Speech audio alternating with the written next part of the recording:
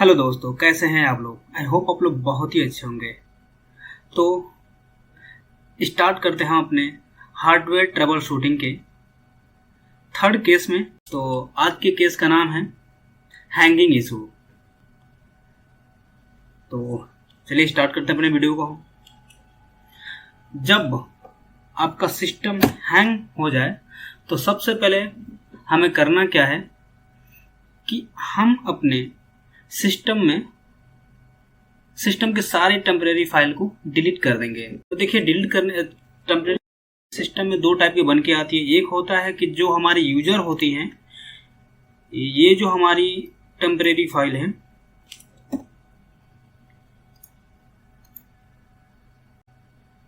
जिसका run command है %temp%। इसको हम एंटर करेंगे तो हमारे सामने टेम्परेरी फाइल ओपन होगी जो हमारी यूजर की होती है। जैसे फिर सपोज कि हमारे पास एक सिस्टम है, उसमें दो यूजर है। एक मान के चलिए कि एडमिन का हो गया और एक कोई से मान लीजिए, जैसे मान लीजिए कि कोई चित्रक हो गया, चित्रक के नाम से है। तो हमारे पास दो यूजर हैं और सिस्टम हमारा एक है। तो जो यूजर से हम लॉगिन होते हैं उसकी अगर टेम्परेरी फाइल डिलीट करना चाहते हैं तो उसके लिए रन कमांड होता है %temp%। एंटर करेंगे तो आपके सामने ये टेम्परेरी फाइल ओपन हो जाएंगी। अगर हम अपने पूरे सिस्टम यानी कि सी ड्राइव की टेम्परेरी फाइल को डिलीट करना चाहते हैं तो हम टाइप करेंगे ओनली टेम्प। तो हमारे सामने ये टेम्परेरी फाइल ओपन हो जाएंगी। इसका जो ये रन कमांड है, ये वाली, इसका शॉर्टकट होता है Windows+R। टाइप करेंगे और उसके अंदर टाइप करेंगे अपने हम रन कमांड को। ठीक है, तो हमें पहला स्टेप लेना है, अपनी टेम्परेरी फाइल को डिलीट कर देंगे और उसके बाद हम अपने हार्डवेयर रिसोर्सेज को भी चेक कर लेंगे कि हमारे पास जो हार्डवेयर रिसोर्सेज हैं हमारे सिस्टम उसे बैलेंस कर पा रही है कि नहीं कर पा रही है। ठीक है, जस्ट लाइक जैसे हमारे सामने ये हमारा रिसिप्ट प्रिंटर हो गया, ये हमारा प्रिंटर हो गया और ये हमारी स्पीकर हो गया। तो हम इन सब को जो हार्डवेयर हमारे सिस्टम में लगे हैं इनको हम निकाल देंगे। ओनली हम अपने सिस्टम में CPU, मॉनिटर, कीबोर्ड और माउस को ही कनेक्ट करके एक बार चेक कर लेंगे कि हाँ हमारा सिस्टम चल रहा है कि नहीं चल रहा है, मतलब प्रॉपर चल रहा है नहीं चल रहा है। ये सब करने के बाद से हमारा थर्ड स्टेप होता है, हम अपने सिस्टम में चेक कर लेंगे कि हमारे सिस्टम में कहीं एक से अधिक तो एंटीवायरस तो नहीं है ना, क्योंकि एक सिस्टम में एक ही एंटीवायरस हम रख सकते हैं। अगर डबल एंटीवायरस रख देंगे तो हमारे सिस्टम को स्लो कर देते हैं। जस्ट लाइक हमारे सामने जैसे AVG का हो गया, मैकेफे हो गया, ऐसी करके ये सारे के सारे हैं एंटीवायरस हैं। इन सब में से कोई हम एक ही अपने सिस्टम में रख सकते हैं। अगर एक से अधिक हो गए तो इनको हम अनइंस्टॉल कर देंगे। उसके बाद हम तीसरा स्टेप लेंगे, हम चेक करेंगे कि हमारे सिस्टम में कहीं एक से अधिक एप्लीकेशन तो रन नहीं है ना, क्योंकि अक्सर क्या होता है कि लोग अपने सिस्टम में इंटरनेट भी चलाते हैं तो क्रोम ओपन कर लेते हैं, उसके बाद से कुछ लिखने के लिए वर्ड भी ओपन कर लेंगे, एक्सेल भी ओपन कर लेंगे, टीम को भी ओपन करके रख लेते हैं और किसी फाइल को प्रीव्यू करने के लिए एडोब को भी ओपन कर लेते हैं।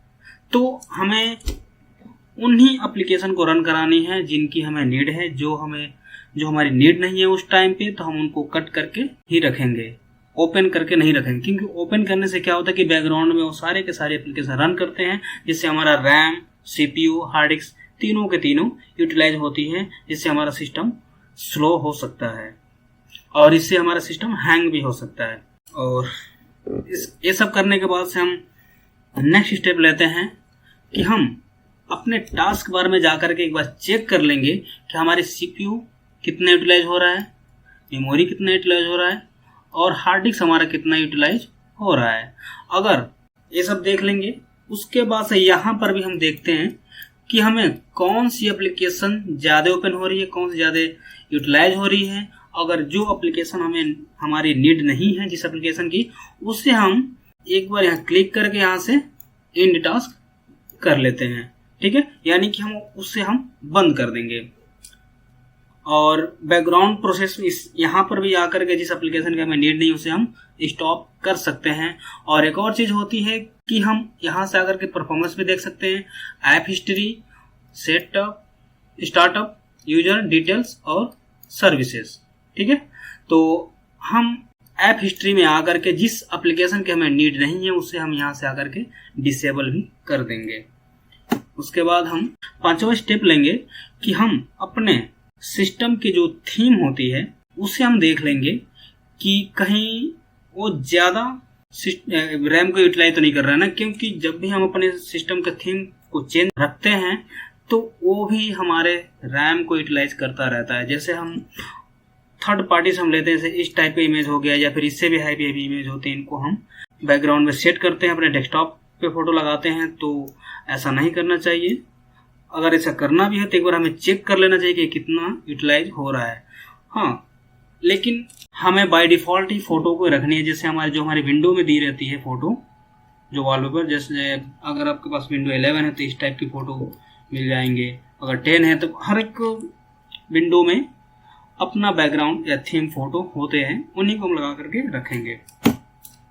उसके बाद हम छठा स्टेप लेंगे कि हम चेक करेंगे कि हमारा सीपीयू कितना यूटिलाइज हो रहा है, मेमोरी कितना हो रहा है, डिस्क कितना हो रहा है, नेटवर्क कितना हो रहा है। इन सबको हम एक बार देख लेंगे। अगर ज़्यादा यूटिलाइज हो रहा है तो हम उसको उसी टाइम पे हम चेक करेंगे। उसके बाद हमें ये भी ध्यान रखना चाहिए कि हम अपने डेस्कटॉप पे इस तरह से कोई भी फाइल या फोल्डर बना के नहीं रखनी है, क्योंकि ऐसे रखने से ये हमारी डेस्कटॉप को फुल कर देती है, यानी कि सी ड्राइव को फुल कर देती है। तो हमें इस तरह से नहीं रखनी चाहिए। इसको हम एक फोल्डर या फाइल में रख करके किसी दूसरे ड्राइव में रखनी चाहिए। डेस्कटॉप पे कम फाइल या फोल्डर का रखनी चाहिए, जो हमारी सबसे ज़्यादा नीड वाली होती है उसी को रखनी चाहिए। बाकी सभी फाइल या फोल्डर को दूसरे ड्राइव में रखनी चाहिए। उसके बाद हम अपने सी ड्राइव को भी एक बार चेक कर लेंगे कि हमारी सी ड्राइव कहीं फुल तो नहीं है। अगर हमारी सी ड्राइव फुल हो जाएंगी तो हमें हैंगिंग की इशू बार बार देखने को मिल जाएंगी। अगर हमारा सी ड्राइव यानी कि रेड कलर का हो जाएगा तो इसका मतलब हो गया कि इसे हमें खाली करने की ज़रूरत है। जैसे खाली कैसे हुआ, इसकी टेम्परेरी फाइल को डिलीट कर देंगे। अगर हमारा विंडो अपडेट हुआ है तो जो हमारी प्रीवियस वाली विंडो होती है उसको डिलीट कर देंगे, जो हमारी न्यू जो चल रही है उसी को चलने देना है।